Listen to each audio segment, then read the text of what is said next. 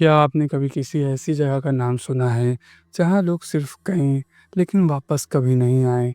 जहाँ रात के अंधेरे में चीखें सुनाई देती है और जहाँ हर दीवार के पीछे छुपा है एक दर्दनाक राज।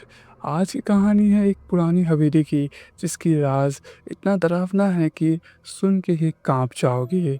ये है पुरानी हवेली का राज, एक ऐसी घटना पर आधारित हॉरर कहानी। सितारों को बुझा लीजिए, रूम का दरवाज़ा बंद कर लीजिए और तैयार हो जाइए एक ऐसा सफ़र के लिए जहाँ सिर्फ अंधेरा है और मौत का साया। ये कहानी है राजस्थान के एक छोटे से गांव भवानीपुर की। गांव छोटा था, लेकिन उसके कोने में एक पुरानी हवेली थी, जिसे लोग कलिंदी हवेली कहते थे। कलिंदी हवेली 1850 के आसपास बनी थी। कहते हैं इस हवेली में पहले नवाब शौजात अली रहते थे।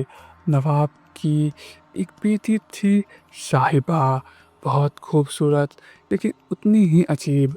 लोग कहते हैं कि उसके अंदर कोई भूत आता था।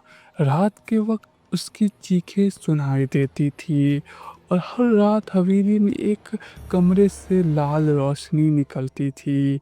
एक दिन साहिबा अचानक गायब हो गई। कोई नहीं जानता वो कहाँ गई। गवाह पागल हो गया और कुछ ही महीने बाद हवेली में उसकी भी लाश मिली गई। तब से कलिंदा हवेली बंद है। 150 साल हो गए, लेकिन उस हवेली का दरवाज़ा दोबारा कभी नहीं खुला। 3 दोस्तों का ग्रुप था, रवि, मनीष और सौरभ। ये लोग कॉलेज के स्टूडेंट थे और गोस्ट स्टोरीज के बहुत बड़े फैंस। एक दिन इन्होंने इंटरनेट पे कलिंदा हवेली के बारे में पढ़ा। रवि बोला, अगर वाकई कोई भूत होता तो लोग वहाँ जाते ही क्यों? मनीष, चलो ना एक रात वहाँ रुकते हैं, देखते हैं क्या होता है। सौरभ थोड़ा डरा हुआ, अरे पागल हो क्या?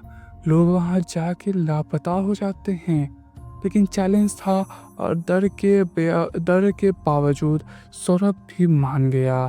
3 अक्टूबर 2016 रात के 9 बजे ये लोग जीप लेके भवानीपुर की तरफ निकल गए। रात 11 बजे तक ये कलिंदी हवेली के पास पहुंच गए। दरवाज़ा बंद था, लेकिन टूटा हुआ एक विंडो था। तीनों ने टॉर्चेस निकाली और अंदर घुस गए। हवेली के अंदर हर तरफ धूल, पत्ते, जले हुए दिए और पुरानी मूर्तियाँ थी। खामोशी इतनी गहरी थी जैसे वक्त थम गया हो। जैसे ही वो अंदर गए, मनीष ने एक पेंटिंग देखी, एक लड़की की, साहिबा की। उसकी आंखों से लाल रंग बह रहे थे, जैसे खून। रवि हंस के बोला, बस पेंटिंग ही तो है। लेकिन जैसे ही रवि ने उस पेंटिंग को हाथ लगाया, एक तीखी हवा चली और हवेली का एक दरवाज़ा अपने आप बंद हो गया। तीनों घबरा गए। सौरभ बोला, यार कुछ तो गड़बड़ है, चलते हैं। रवि ने कहा, 1 घंटा तो रुक ही जाओ, देखते हैं क्या होता है। तीनों ने एक बड़ा रूम चूज किया, कैमरे लगाए, फ्लैशलाइट चालू की और एक कोने में बैठ गए। 1 घंटा बैठे, सब शांत था, लेकिन 1:33 AM पर कैमरा ऑटोमेटिक बंद हो गया। तभी उन्हें एक कमरे से घुंघरू की आवाज़ आई। तीनों ने टॉर्चेस लेके उस कमरे की तरफ कदम बढ़ाए। दरवाज़ा खोला तो सामने एक लड़की खड़ी थी, लाल साड़ी में, बिना पैर के। उसके हाथ में एक कटा हुआ सर था।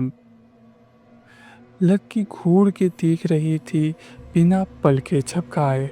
सौरभ चीखा और वापस दौड़ा, लेकिन जैसे ही उसने भागने की कोशिश की, उसके पैर जमीन से चिपक गए। उस लड़की ने हवा में उड़ते हुए एक तेज चीख मारी। मनीष ने एक दिया उठा के उस पर फेंका, लेकिन दिया मिड एयर में रुक गया। रवि ने टॉर्च से सिग्नल देना शुरू किया। तभी एक पुरानी मिरर हिलने लगा और उसमें दिखाई दिया नवाब सुजात अली का चेहरा। वो बोल रहा था, मेरी बेटी ने अपने आप को मार डाला। उसका प्यार उसे धोखा दे गया था। अब हर किसी को सजा मिलता है जो भी यहाँ आता है। तुम भी वापस नहीं जा पाओगे। तभी साहिबा का भूत हवा में उड़ के सौरभ के पास गया। सौरभ चीखता रहा लेकिन उसका गला बांध गया। अगले 2 मिनट में सौरभ गायब हो गया। सिर्फ उसकी जले हुए जूते बचे थे। रवि और मनीष का हाल खराब हो चुका था। दोनों भाग के हवेली के दूसरे हिस्से में चले गए। एक छोटी सी सुरंग मिली। सुरंग में अंधेरा था लेकिन कुछ और चॉइस नहीं था।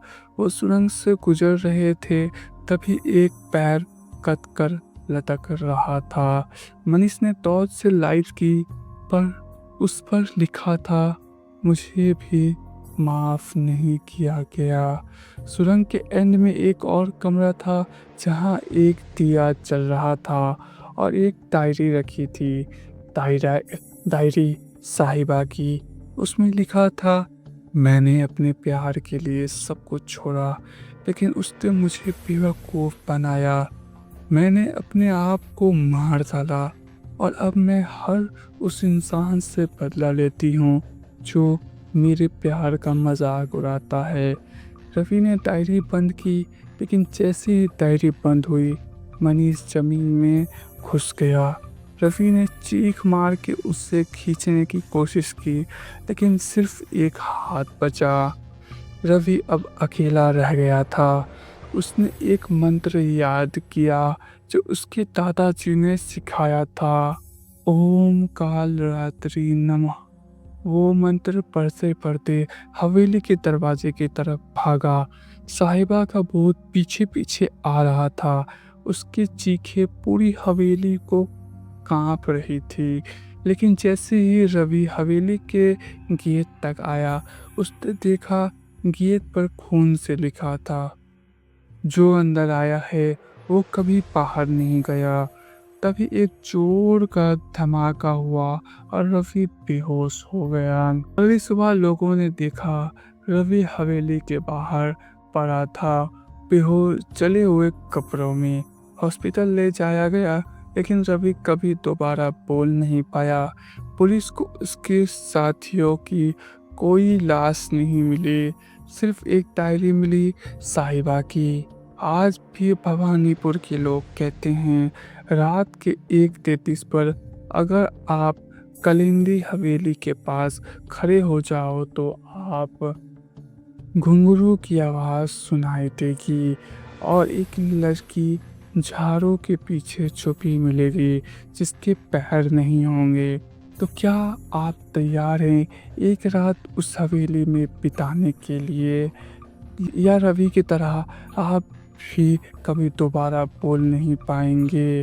अगर आपको ये कहानी पसंद आई तो लाइक ज़रूर करें।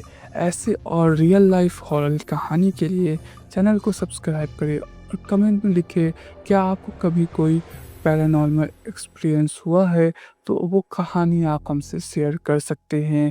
मिलते हैं अगले एपिसोड में एक और भयंकर कहानी के साथ।